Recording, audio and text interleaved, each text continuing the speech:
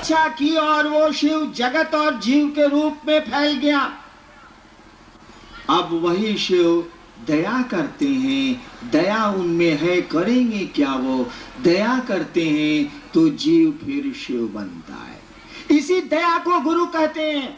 आप जो कहते हैं कि हे महादेव मुझ पर दया करिए, इसका यही अर्थ है। कहा जाता है कि गुरु के अलावा किसी को भी दया करने का अधिकार नहीं है।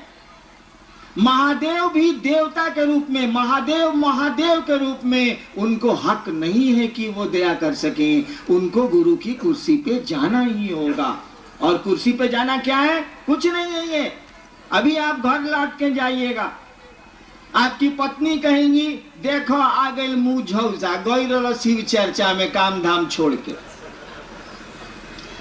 तब तक बेटी कहेगी पापा कुछ खा लीजिए, बड़ी दूर से आ रहे हैं आप।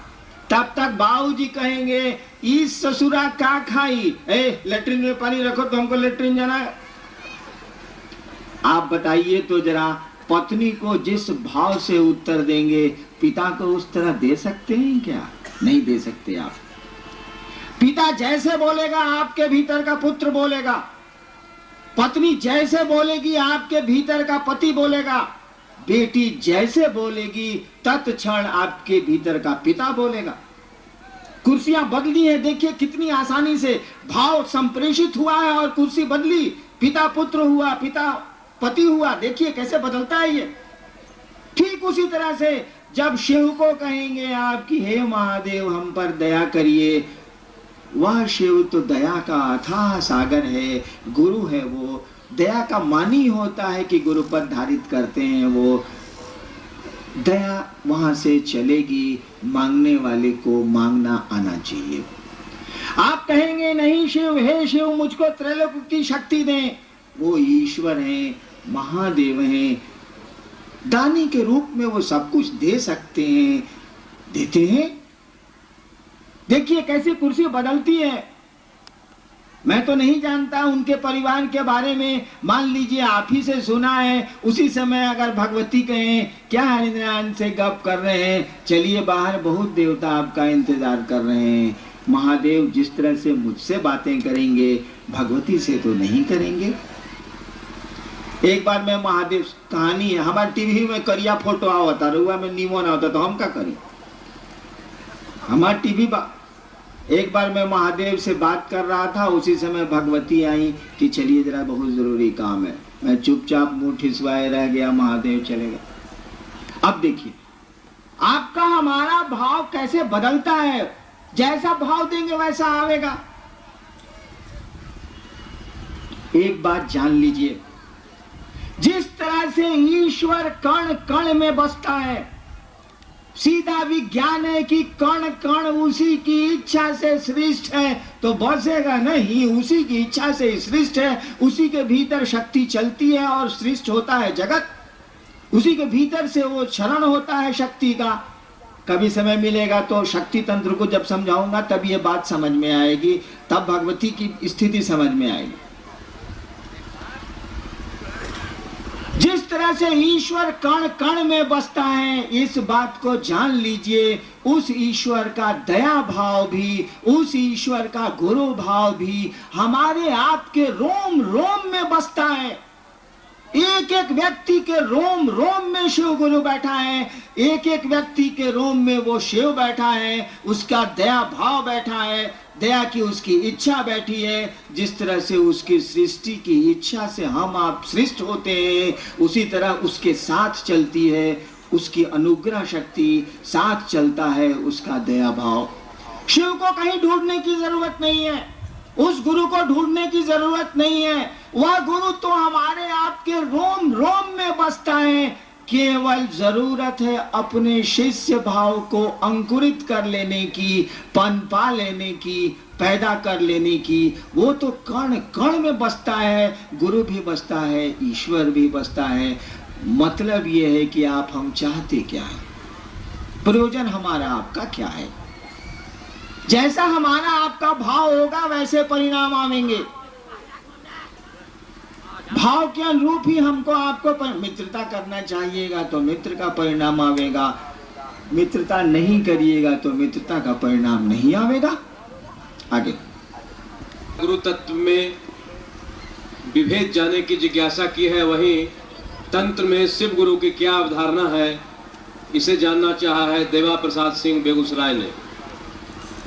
देखिए, शिव और शिव गुरु की व्याख्या तो अभी हमने की, सवाल का उत्तर हो गया। तंत्र में शिव की क्या स्थिति है, क्या बोल रहे हैं? तंत्र में शिव गुरु की अवधारणा, तंत्र में शिव गुरु की अवधारणा समझ लीजिए।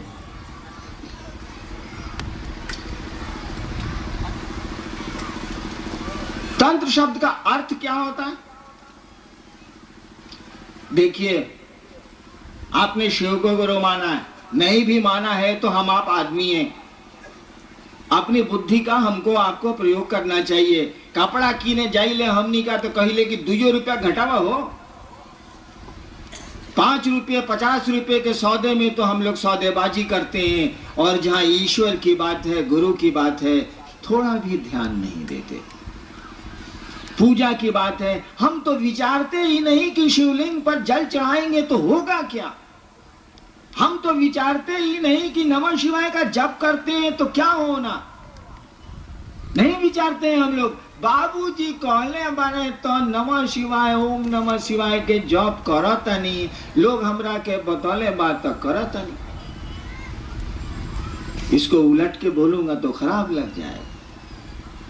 जो जो कहेगा सो करिएगा हम, कि अपनी बुद्धि का हम लोग प्रयोग करते हैं, नहीं विचारते हम लोग। क्यों नहीं विचारते? इसका महत्व नहीं समझते। कपड़े का महत्व समझते हैं, पैसे का महत्व समझते हैं, लेकिन पूजा पाठ का कोई महत्व नहीं समझते। रूटीन वे में करते हैं, करना है, लोगों ने सिखला दिया है तो करते हैं। जानते हैं, मैं आपको बताऊं, मैंने जब शिव को गुरु माना था और शिव से जब मुझको कोई परिणाम नहीं आ रहे थे, मैं किससे कहने जाता बताइए तो जरा? कोई तो नहीं था। मेरे मन ने यही आरा गांगी श्मशान में 1974 में ये तय किया था कि गुरु भगवान होते हैं तो भगवान गुरु काहे नहीं है। मैं भगवान शिव को समझता था, मैंने शिव को गुरु मान लिया। मैं तो नहीं जानता था कि महादेव गुरु होते हैं, मुझको नहीं पता था, न किताबों में पढ़ा था न किसी से सुना था। मैं किससे पूछने जाता? कौन मेरी बात सुनता? कोई तो नहीं था। मेरे मन का फितूर था, मेरे मन की कल्पना थी, या शिव की दया होगी, नहीं कह सकता क्या स्थिति है। आज तो पकड़ते हैं हरिंद्रानंद को, आप तो पकड़ते हैं रामविलास सिंह को, आप तो पकड़ते हैं दूसरे गुरु भाइयों को कि महादेव के गुरु मलना 2 महीना हो गई, हमरा कुछो नहीं के बुझात। बताई तो हम केकरा के पकड़ती? 1974 75 से लेके 82 तक शिव को गुरु मानने के 8 वर्षों तक।